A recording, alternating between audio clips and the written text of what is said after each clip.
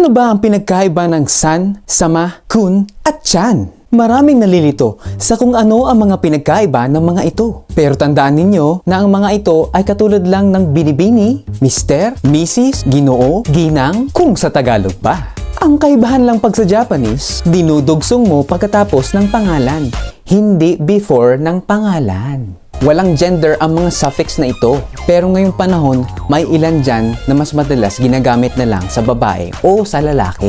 Okay, san. Ang equivalent ng san ay Mr. or Miss or Mrs. kung kasal na. Ginagamit ito sa mga formal situations. Example, sa mga hindi mo ka-close, mga bago mo lang nakilala, hindi mo kapamilya, ganun. Sunod naman ay sama. Ang sama naman Ang sama ay ginagamit naman sa mga very formal situations. Greeting cards, sa mga customers, for example, pagtatawagin mo yung lodi cakes mo, etc. Example, kami-sama. Kami ay God, Diyos.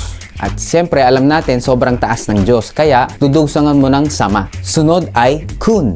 Madalas ginagamit lang ito sa mga lalaki na ka-level mo or mas bata sa iyo. Example, tatawagin ako ng katrabaho ko na ka-level ko lang. So, ang tatawag niya sa akin ay, Joru-kun! Joru-kun! Hi!